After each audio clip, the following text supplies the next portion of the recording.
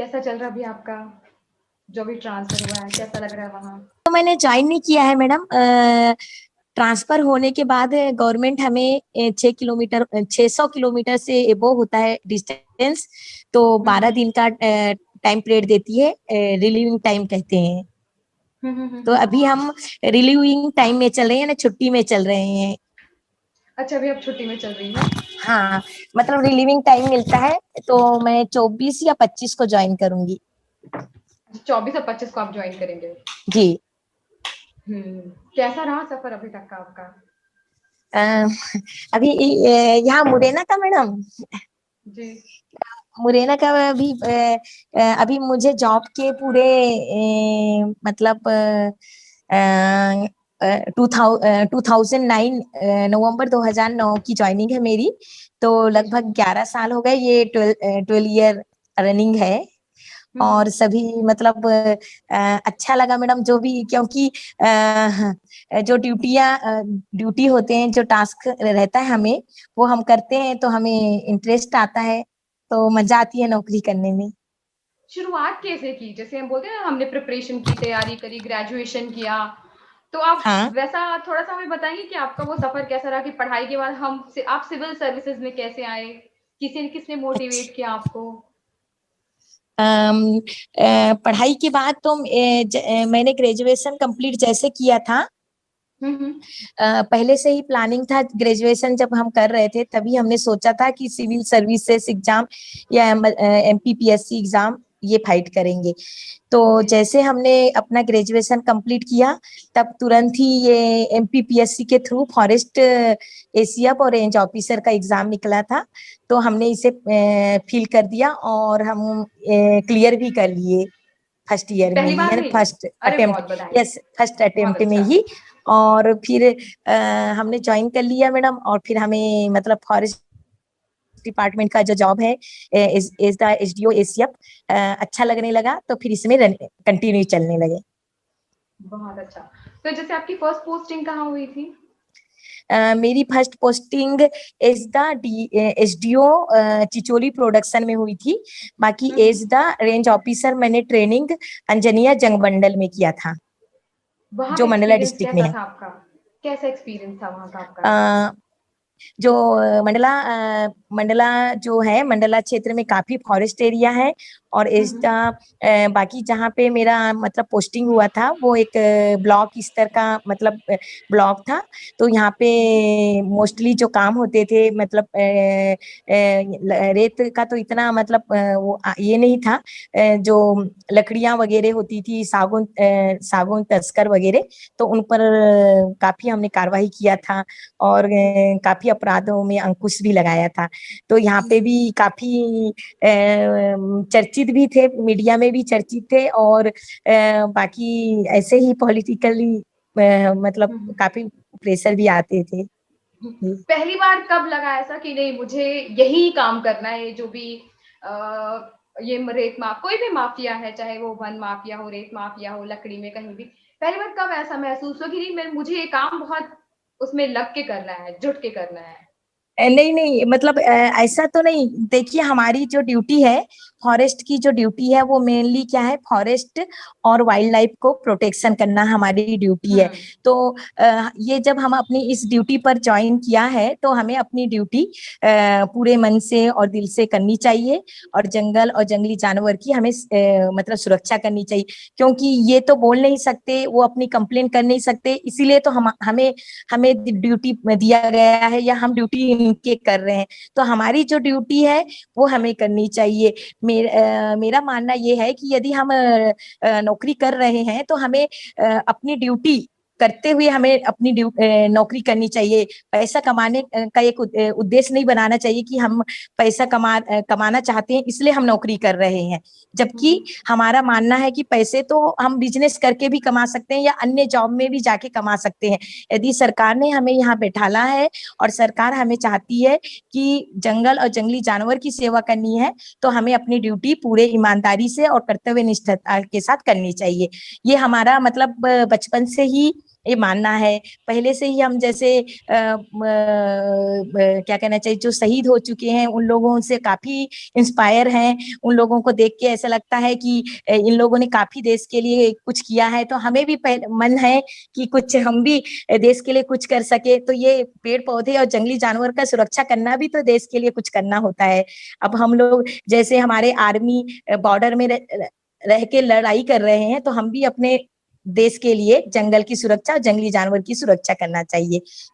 ये हमारा एम है, इसलिए हम अपनी ड्यूटी इतने शिद्दत के साथ करते हैं। जैसे आपकी घटना थी सागर की, बताएंगे कुछ जी इस बारे में?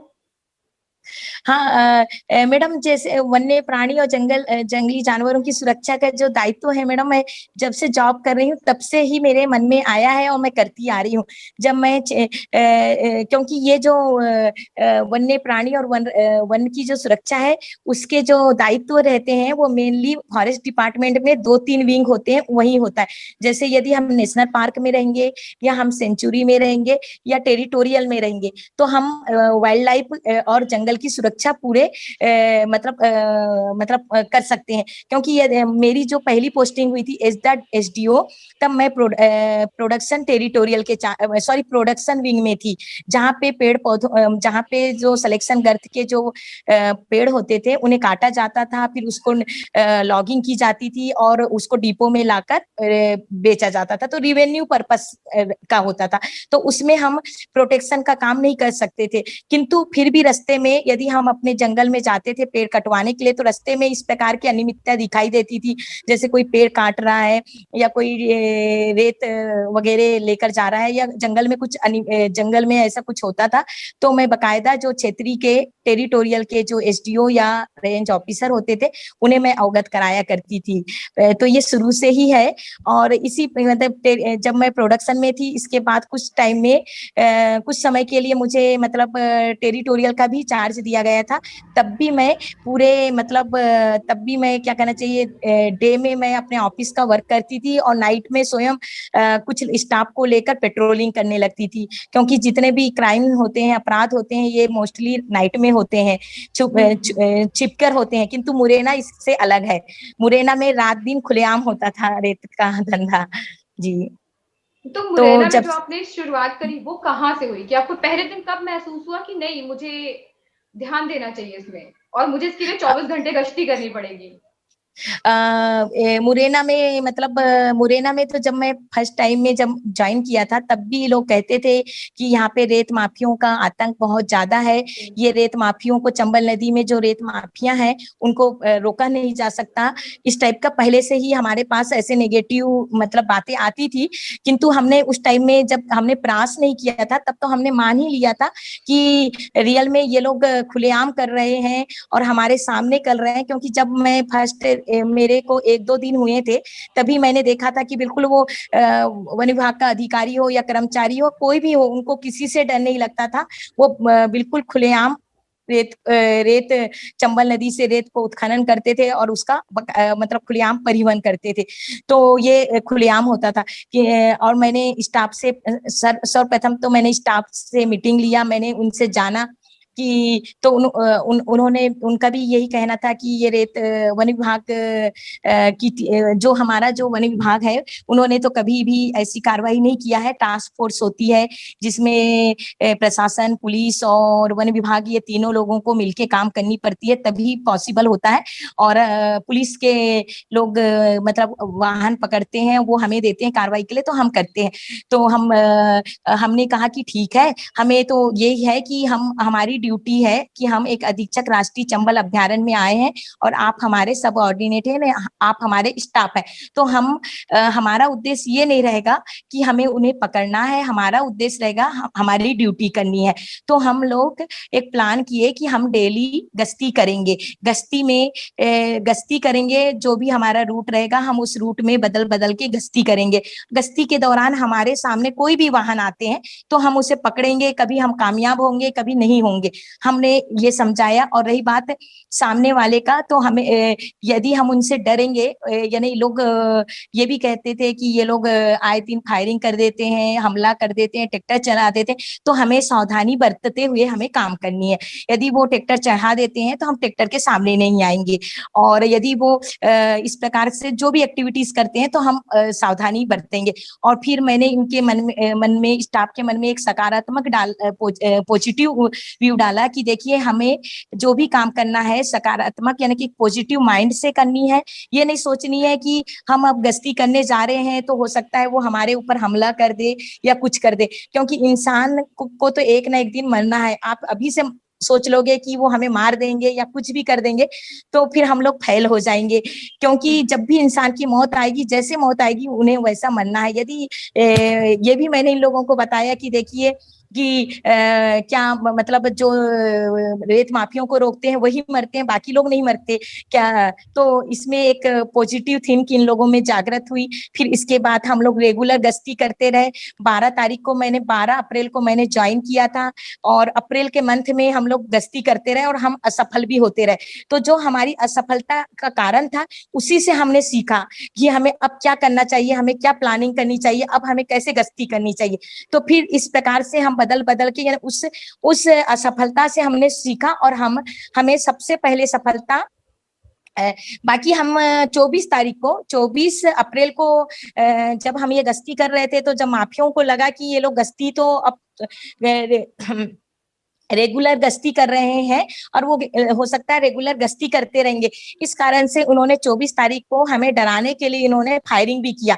क्योंकि ये जो रेत माफिया वो संगठित गिरोह है, तो एक ट्रैक्टर ट्राली का पीछा करते हुए हम उसे पकड़ रहे थे, पर दूसरा जो ट्रैक्टर ट्राली था जो खाली था, जो रेत डाल के रिटर्न हो रहा था, उसने हमारे ऊपर फायरिंग किया। तो फिर मतलब हम लोगों को इन्होंने डराया। पर उस दिन क्या है कि मैं हमारे स्टाफ की सबसे मतलब दल में सबसे हायर अधिकारी थी। तो मैंने सोचा कि यदि हम उसके इस बंदूक से या इसकी फायरिंग से हमारा स्टाफ और हम लोग डर जाएंगे, तो स्टाफ को भी लगेगा कि हम डर गए और वो माफियाओं को भी लगेगा। तब भी हमने उनकी फायरिंग से ना डरते हुए हम उस ट्रैक्टर का पीछा करते रहे जब तक वो हमारे आंखों से ओझल नहीं हुआ। फिर ओझल होने के बाद फिर भी हमने थोड़ा एक राउंड लगाया। फिर उसके बाद हम मतलब जो हमारा सेंटर हुआ करता है वहां पे पहुंचे, और उसके बाद हमने एफआईआर भी किया। हमने कहा कि यदि ऐसे इनका हम एफआईआर नहीं करेंगे तो क्या कहना चाहिए, इन लोगों के हौसले बढ़ेंगे। तो हमने इस चीज को एफआईआर भी किया, और इस प्रकार से एफआईआर कर देने से कम उस तक तो ये मैसेज चला गया कि जो फायरिंग हुई उसमें एफआईआर हुई और हम डरे नहीं, इसलिए हमने और गश्ती किया ताकि उसके पास मैसेज जाए कि हम गोलियों से नहीं डरते। तो इस प्रकार से 24 अप्रैल की ये घटना थी। उसके बाद हम लोग सतत गश्ती करते रहे, और हमें सबसे पहली सफलता मतलब 1 तारीख को तो हम लोगों ने डंप रेत पर कार्रवाई किए थे, जो बड़े बड़े ठेकेदारों ने और सरकारी कुछ काम हो रहे थे सरपंच सचिव के द्वारा, तो उन पर कार्रवाई किए थे। किंतु हमें पहली ट्रैक्टर ट्राली हमने 5/5/2017 को पकड़ी, सर 21 को पकड़ी, 5/5/2021 को पकड़ी, जो हमने हाँ बिल्कुल प्लानिंग के साथ रखे थे। और एक ट्रैक्टर ट्राली को उस टाइम में हमने एक ही ट्रैक्टर ट्राली पकड़े थे, और उस दिन भी हमारे स्टाफ और हम पर फायरिंग हुई थी। उस दिन का भी हमने, क्योंकि उन लोगों का हमने मतलब इंफॉर्मेशन प्राप्त किया कि कौन लोगों ने फायरिंग किया था, तो हमें पता चल गया। नामजद हमने एफआईआर किया, और उसका रेत का ट्रैक्टर ट्राली जो कि उनके लिए तो 5-6 लाख का होता है, उसको हमने जब्त कर लिया और रासत की कार्रवाई में डाल दिया। तो फिर उस दिन से हमारे स्टाफ में एक वो आया, मतलब मनोबल भी आया, और एक क्या कहते हैं उनको साहस आया कि बिल्कुल हम पकड़ सकते हैं। उसके बाद मैडम हम लोगों का पूरा स्टाफ और हम पर एक कॉन्फिडेंस आ गया, और हम सतत ऐसे गश्ती करते गए। तो मई में हमने मोस्टली यानी कि सबसे ज्यादा हमने ट्रैक्टर ट्राली मई के मंथ में पकड़ा, और लगभग पत्थर और रेत का सब मिलाए तो हमारे करीबन मई के महीने में मतलब 30 के लगभग हमने ट्रैक्टर ट्राली पकड़ लिए थे, और कुछ ट्रक भी हम लोगों ने पकड़ चुके थे। फिर जी ऐसा चलता गया मैडम, और हमला किए, एफआईआर की हाँ गई, हाँ और हाँ। कुछ में आरोपी ज्ञात में हुए, कुछ अज्ञात में हुए।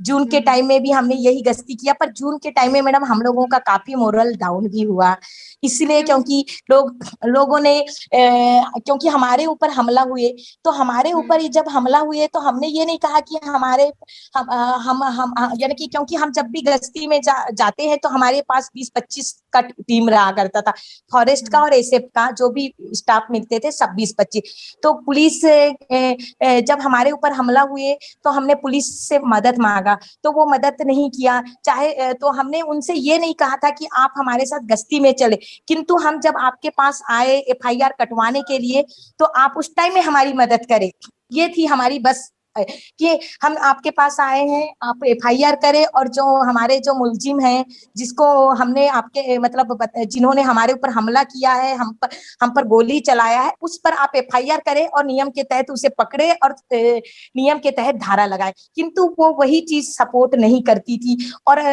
जिस कारण से ये चीजें मीडिया के पास आई कि मैंने पुलिस का विरोध किया कि इन्होंने एफआईआर नहीं की, उन्होंने समय पे हमारी एफआईआर नहीं लिखी, जो हमारी धाराएं होनी चाहिए 307 लगनी चाहिए, 5 से अधिक लोग हैं, वो ट्रैक्टर ट्राली लूट ले गए हैं तो डकैती लगनी चाहिए, तो वो नहीं लगा, उसी का मैंने अगेंस्ट इसी चीज का मैंने विरोध किया। तो फिर उन्होंने मतलब कि टास्क फोर्स के साथ मैडम को कार्रवाई करनी चाहिए, अकेले नहीं करनी चाहिए, अकेले नहीं करनी इस प्रकार चाहिए। की बात करने लगे। तो देखिए टास्क फोर्स में पुलिस होता है, प्रशासन होता है, वन विभाग होता है, खनिज होता है, आरटीओ और भी कुछ विभाग होते हैं, पर सभी विभाग का एक साथ काम करना पॉसिबल है, पर ये लगातार तो काम नहीं कर सकते हैं मैडम आप, क्योंकि उनके पास भी बहुत से काम होते हैं। वो प्रशासन के पास कोरोना देखना होता है, वैक्सीनेशन हो रहा है ये देखना होता है, उनके रिवेन्यू के काम होते हैं, पुलिस की अपनी अलग काम होते हैं, तो हम हमेशा उन पर डिपेंड तो नहीं रह सकते। वो हमें एक टास्क फोर्स 1 दिन या 2 दिन, पूरे महीने में 2 बार 4 बार कार्य कर सकती है हमारे साथ।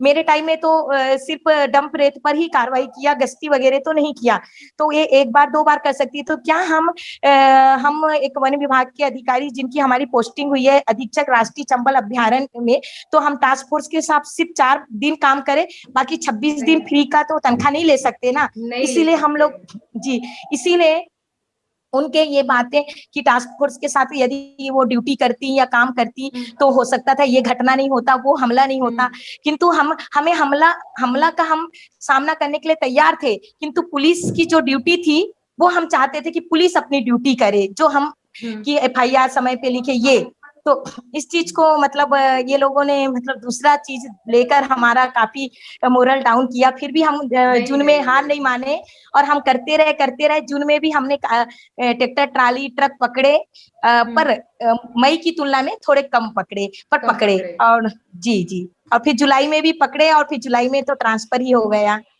ट्रांसफर साल में, एक साल में, 2 साल में 60, 70, 90 तक इनकी संख्या होती थी पकड़े जाने की, ट्रक की, ट्रॉलीज की, लेकिन आपने 3 महीने में वो काम पूरा किया है, मैंने सुना है। जी बिल्कुल, राजघाट में बड़ा एक्शन लेना चाह रहे थे, और राजघाट में जाने के लिए हमें टास्क फोर्स की ही जरूरत पड़ती, क्योंकि वहां पे हमें काफी मात्रा में ट्रैक्टर ट्राली मिलते, क्योंकि राजघाट में बहुत संख्या में ट्रैक्टर ट्राली चलते हैं, हाइड्रा से, लोडर से और जेसीबी मशीन से ये भरते हैं, तो उसके लिए हमें पूरे टास्क फोर्स, प्रशासन, पुलिस सभी का सहयोग की जरूरत थी। उसके लिए मैंने पत्राचार भी किया था, पर आई थिंक मतलब मेरे समय में तो वो कार्रवाई नहीं हो पाई, और मैं चाह भी रही थी कि किया था इसके लिए मैंने अपने डीएफओ साहब के माध्यम से मतलब डीएफओ साहब को पत्र लिखा था, और ये भी लिखा था कि डीएफओ साहब मतलब टास्क फोर्स में ये चीजें रखें या टास्क फोर्स के वरिष्ठ अधिकारी को अवगत करवाएं, ताकि हम लोग प्लान करके कार्रवाई कर सके। तो मैंने ये बात लिखित में अपने डीएफओ साहब को भेजा था। ये जो उत्खनन चल रहा है अवैध रूप से, ये अभी का तो नहीं है, कई सालों से चल रहा होगा। बिल्कुल, ये जो अवैध उत्खनन है वहाँ के बताते हैं स्टाफ की काफी समय से चल रहा है। आई थिंक उन लोगों का तो 8-10 साल का तजुर्बा है, पर मुझे नहीं पता है कि और कितने दिन पहले का है या बाद का है। नहीं, जब जी अवैध उत्खनन हो रहा है तो उसमें रेत माफिया इन्वॉल्व हैं। आपके जो वहां पर लाल तिलकधारी कछुए के बारे में भी मैंने सुना है, कि उसको भी वाइल्ड लाइफ को नुकसान हो रहा है। तो एक साथ कई सारे माफिया जुड़े हुए हैं क्या उस एक चीज से? देखिए, रेत में तो वहाँ के जो लोकल हैं, जो नदी नदी से जुड़े लगे हुए हैं, वो लोग रेत माफिया जुड़े हुए हैं। और जो वहीं आसपास के ही कुछ लोग हैं, ये जो लाल तिलकधारी कछुआ, जिसका अभी मतलब रिसेंट में डिसीजन भी आया है, इसकी आईओ मैं ही थी, इन्वेस्टिगेशन ऑफिसर मैं ही थी, और मैंने ही न्यायालय में उसके परिवार पेश किया था, जिसका फाइनली डिसीजन आ चुका है। तो उसमें जी, थैंक यू मैडम। तो ये जो रेड क्राउन रूप टर्टल जिसे कहा जाता है, लाल तिलकधारी कछुआ, वो मेनली सिर्फ चंबल नदी में ही पाया जाता है, चंबल नदी में ही पाया जाता है। और वो क्या कहना चाहिए, इस अवैध उत्खनन से काफी प्रभावित होते हैं, क्योंकि अवैध उत्खनन में ये लोग पूरे रेत को जेसीबी के माध्यम से या लोडर के माध्यम से पूरा मतलब मशीनों के माध्यम से उत्खनन करके ट्रैक्टर ट्राली में भर के या ट्रक भर के ले जाते हैं। तो उस दौरान उनके जो अंडे होते हैं, जो रेत में ही पाए जाते हैं, वो पानी में नहीं रहते हैं। कछुए के अंडे रेत में पाए जाते हैं, घड़ियाल के भी पाए जाते हैं, तो उससे वो डिस्ट्रॉय हो जाते हैं, तो उससे उनका मतलब पॉपुलेशन ऐसे ही खत्म हो जाता है। तो ये उत्खनन से बहुत वन्य प्राणियों को, जलीय जीवों को नुकसान है। और बारिश के टाइम में तो ये देखने को आया है कि वो तो नदी मतलब पानी के अंदर से भी उत्खनन कर रहे हैं, पानी के अंदर से उत्खनन कर रहे। चलिए, वो रेत, सूखा जो रेत है उसे ले जा रहे थे, तो उसमें चलो अंडे नष्ट हो रहे थे, किंतु अब पानी से कर रहे हैं, तो वो जीवित कछुए हैं, घड़ियाल है, वो भी नष्ट हो जाएंगे। आप जब सिर्फ 8 महीने की प्रेगनेंसी की सिचुएशन में भी आप कलकत्ता जाकर आपने एक अपराधी को पकड़ा है, आरोपी को पकड़ा है, अब तो उसे अपराधी घोषित कर दिया जज साहब ने। वो एक्सपीरियंस आपका कैसा था? हाँ, मतलब जब मैं प्रेग्नेंट थी, तब मतलब कोलकाता गई हुई थी, और मैंने अपराधियों को पकड़ा था। वो उसमें तो मुझे ज्यादा तकलीफ नहीं हुआ था मैडम, क्योंकि मैं झूठ नहीं बोलूंगी, किंतु मेरे को जब से ज्यादा तकलीफ यहाँ हुए थे कोर्ट में, जब मैं काफी मतलब 3rd फ्लोर में ये कोर्ट था, तो यहाँ से चढ़ना उतरना, कभी लिफ्ट खराब हो जाए, और फिर इसके बाद वहां खड़े रहना, और फिर वकीलों के सवाल के जवाब देना, वो भी कितने मतलब 14 में से एक आरोपी तो मर चुका था, तो 13 आरोपियों के 11-12 वकील थे, किसी के 2 थे, तो 11-12 वकीलों के जवाब देना, फिर उनके तरह तरह के क्वेश्चन होना, जो बदल बदल के तरह तरह के, तो उनके जवाब देना, काफी समय तक हम वकीलों का वेट करते थे। वकीलों के अपने दूसरे केस होते थे, तो उसमें वो बिजी रहते थे, तो लंबे समय तक उनका वेट करना होता था। फिर उसके बाद कटघरे में खड़े रहना होता था, तो वो उसमें ज्यादा मतलब डिफिकल्ट लगा। बाकी जो आरोपी को हम गिरफ्तार करने गए थे, तो तब तो हमारे साथ टीम थी, और वहां की जो लोकल पुलिस थी मैडम, कोलकाता के भी मान लीजिए, या जहां भी हम लोगों ने मदद मांगा है, तो लोकल पुलिस ने बिल्कुल सपोर्ट किया है। वहां की लोकल पुलिस ने हमें पूरा सपोर्ट किया, और आरोपी पकड़ने में बिल्कुल हमारे साथ गए, तभी हम मतलब सफल हुए आरोपी को बाहर स्टेट में पकड़ने में। जी, बहुत अच्छा। इन सब के बीच में जो आपका 2009 से अब तक का सफर था, इस दौरान जब मुरैना में हमले हुए, तो क्या किसी की जान को भी कुछ नुकसान हुआ क्या? मैडम, जान को तो किसी के भी नहीं हुआ, रेत माफियाओं के भी जान को नुकसान नहीं हुआ, और जो मेरा स्टाफ था, उसमें सिर्फ एक आरक्षक मतलब एसएफ का गार्ड था, उसके हाथ में लगी थी, चोट आई थी, तो वो भी अभी 1 महीने में वो रिकवर हो गया। बाकी किसी को भी जान का तो नुकसान, किसी को जान का नुकसान नहीं हुआ। किंतु हम लोगों ने मौत को तो मैंने देख लिया था, 1-2 बार हमने मौत को सामने देख लिया था। जब देवगढ़ के पठानपुरा गांव में, देवगढ़ के पठानपुरा गांव में 100 से अधिक गांव रेत माफियों ने उस रेत के ट्रैक्टर ट्राली को लूटने के लिए आए थे, और वो बिल्कुल डंडे, कोई फरसे लेकर आए थे, किसी ने तो अंधाधुंध फायरिंग भी किया था, पत्थर मारे थे। तब बिल्कुल ऐसा लगा था कि आज तो हम लोग गए, यानी हम भी गए, मेरा स्टाफ भी गया, और उन्होंने रियल में पहली बार आए तो वो रेत के ट्रैक्टर ट्राली लूट ले गए, फिर दोबारा फिर से डंडे लेकर आए, तब हमको बहुत बहादुरी के साथ, यानी दोबारा हमने घेर भी लिया था, फिर भी हमने अपनी गाड़ी को, जो ड्राइवर थे उन्होंने घुमाया और फिर टर्न मार के वापस उल्टे साइड लेकर गए, तो हम लोग बच गए, अदरवाइज हम लोगों को मतलब मरना ही होता। जी। तो कम और से कम किसी की हाँ, जान को तो कोई नुकसान नहीं हुआ, नहीं नहीं, किसी को किसी की भी जान व्यक्तिगत। को कोई नुकसान नहीं हुआ, ना गांव वालों की जान को या रेत माफियों की जान को या हमारे स्टाफ हम्म। की जान को, किसी को भी कोई नुकसान नहीं हुआ। बस एक चोट आई हुई थी, वो भी एसएफ के एक ठीक गार्ड है। को फिर। जी। तो ये जो पूरा सफर था मुरैना वाला आपका, जिसमें आपके स्टाफ ने आपको सहयोग दिया, समस्याएं कहाँ आपको आई व्यक्तिगत रूप से कि नहीं यहाँ पर विभाग मुझे सहायता नहीं कर रहा, कि दूसरे डिपार्टमेंट सहायता नहीं कर रहे हैं, कहाँ पे समस्या आपको आई थी सबसे ज्यादा? आ, मेरा स्टाफ जो था, जो मेरे साथ काम कर रहा था, वो टीम जी बहुत अच्छी थी, वो बहुत अच्छा जी काम कर रहा था।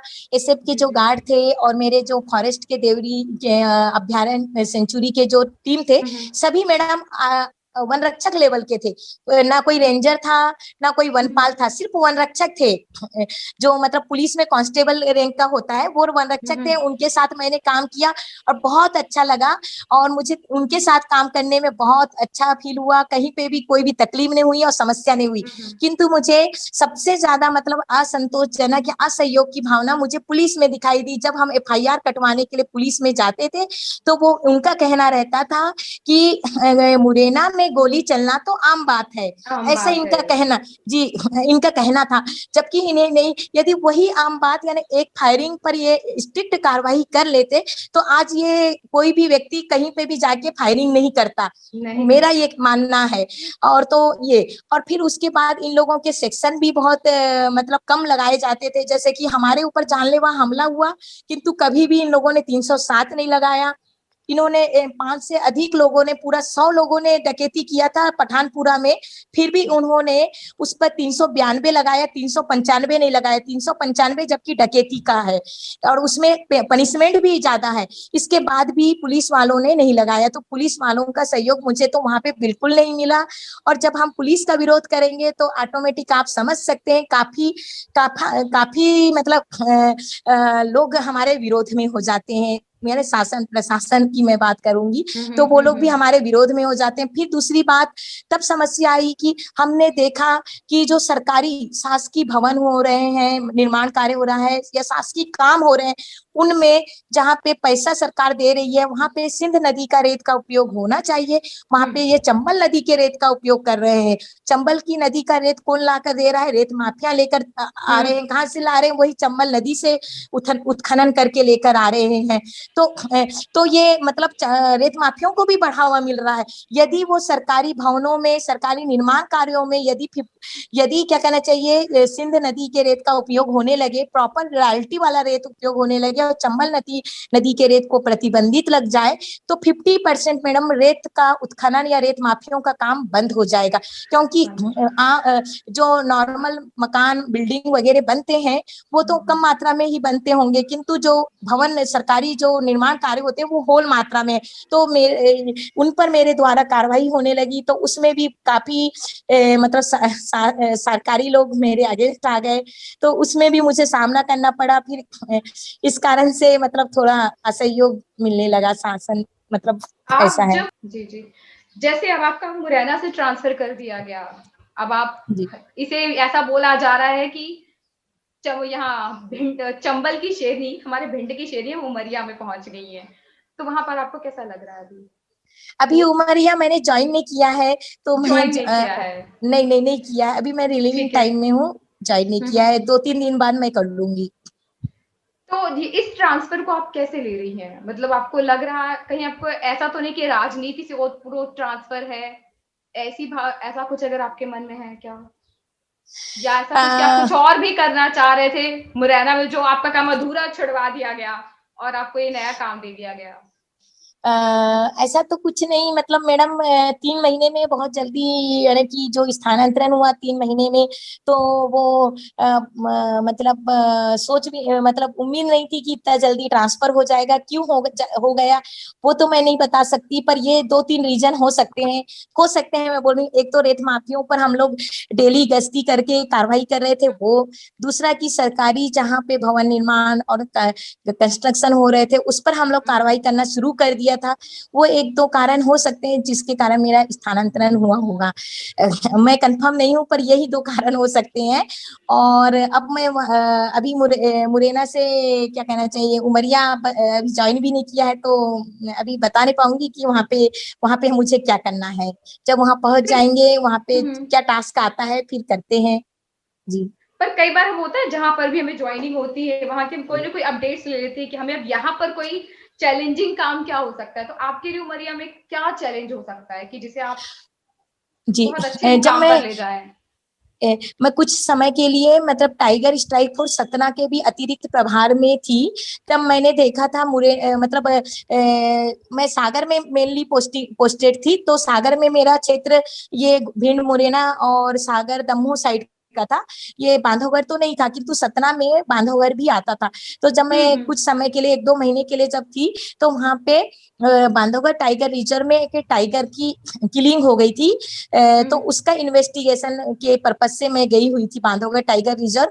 तो मुझे लगता है कि वहाँ पे टाइगर का पोचिंग वगैरह एक चैलेंजिंग है हमारे लिए, क्योंकि वहाँ पे टाइगर ज्यादा पाए जाते हैं। और पहले भी हम टीएसएफ प्रभारी के रूप में थे, तो एक टाइगर पोचिंग पर इन्वेस्टिगेट किया था, और वहाँ पे हमने 4 मुलजिम भी पकड़े थे, वो भी 24 घंटे के अंदर। जी। बहुत और अच्छा। जी। इन सब के बीच आपके परिवार का सहयोग क्या था, कितना था? अम, मेरे परिवार मतलब बस जब मेरे परिवार वाले टेंशन नहीं लेंगे और मुझे फोन नहीं करेंगे, तो यही सबसे बड़ा सहयोग है कि वो मुझे फोन ना करे और टेंशन ना ले। तो मुझे लगता है कि मतलब सबसे मैं और फ्री माइंड से काम कर सकूंगी। जी एक्चुअली होता क्या है, हमारे हम भारतीय परिवेश वाले हैं लोग हैं ना, तो जनरली जी। होता क्या है कि लड़की भले बाहर कितनी भी आयरन लेडी हो, मजबूत हो, लेकिन माता पिता का एक फोन आ जाता है, फैमिली का फोन आ जाता है कि तुम ठीक रहना, सेफ रहना। पहला उनका कंसर्न हाँ ये होता है ना कि हमारी जी। बिटिया सेफ रहे, सुरक्षित रहे। तो इस दौरान माता पिता की तरफ से या आपके परिवार की तरफ से, उनकी तरफ से कैसा रहा ये रिएक्शन कि नहीं इतना बड़ा काम करने जा रही है, कोई जी। टेंशन उन, वो भी तो घबराते रहे होंगे, उसे फिर कैसे मैनेज अ, किया आपने? जी।